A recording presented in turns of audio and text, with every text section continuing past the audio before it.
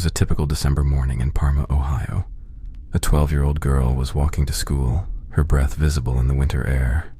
But what happened next would turn her routine journey into a harrowing escape. Unbeknownst to her, a man was hiding in the bushes, waiting, watching, but this wasn't just any man. 46-year-old Anthony Russo, dressed as Santa Claus, complete with a red suit, white beard, and carrying a box of candy canes, leapt from the bushes and grabbed the girl's arm as she struggles to break free. According to police, Russo was apprehended on a transit bus with his Santa suit, box of candy canes, and an unusual accessory, a unicycle decorated with bells and a red bow, making him impossible to miss. One resident states, "My kids walk this route every day.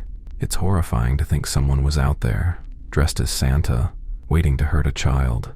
It just goes to show you can't let your guard down, even during the holidays."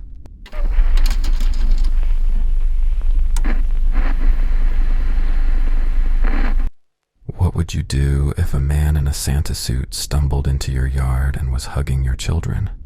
Wisconsin mother Tina Reinhardt witnessed exactly that. Apparently, he repeatedly approached kids asking if they knew where his reindeer were, seeing if they would help him find them. Tina immediately called the police, and Santa didn't get too far before they caught up with him.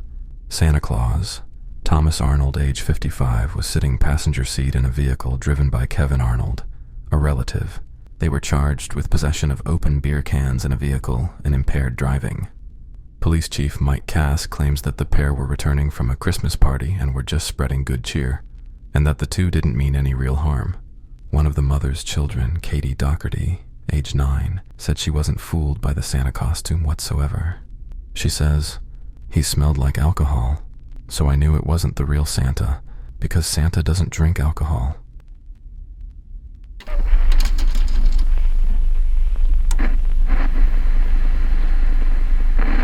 The holiday season is a time for joy, goodwill, and festive cheer. But for the shoppers at an Atlanta mall on December 10th, 2004, it became a day they would never forget. Elkin Donnie Clark, 49 years old, was dressed to spread holiday cheer, but instead of playing Santa, Clark unleashed chaos in a shocking act of violence that left one woman hospitalized and another fearing for her life. According to witnesses, Clark approached 74-year-old Annie Ruth Nelson, who was distributing religious pamphlets, and accused her of stealing. What happened next stunned everyone in the area. Nelson was struck in the face and head, allegedly attacked with a 2x4 board at the shopping mall, rendering her unconscious. Clark then threatened a second woman, Aisha Albritton, who tried to intervene. "I yelled at him to stop, but he came at me with the board like I was next. I just ran. My roommate and I called the police right away."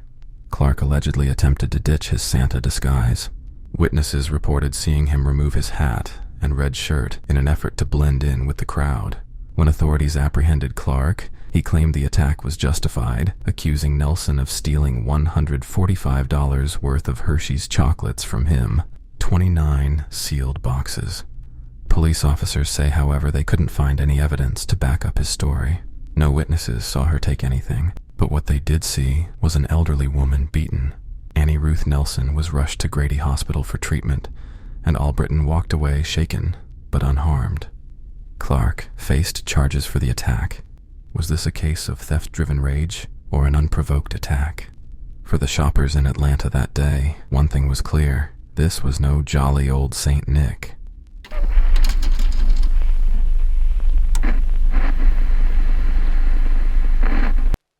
A drive-through experience turned into a nightmare for workers of a KFC on the night of December 17th, when a man dressed as Santa Claus brought something far more sinister than holiday cheer to the chicken chain. Just before 10:30 p.m., staff at the Hockley Way KFC restaurant were preparing to close for the night. But their routine was nothing but when a man in a red Santa hat, red trousers, and a matching jacket forced his way through the drive-through window. The man, described by police as stocky and standing about 5 feet 10 inches tall, covered his face to conceal his identity as he demanded the workers hand over the cash, or else. He just climbed in. Out of nowhere, he had a knife and was shouting for money. Everyone was terrified, said one worker. The staff complied, handing over an undisclosed amount of money. The man then fled the scene, leaving behind a shaken crew. Merry Christmas! Let's party!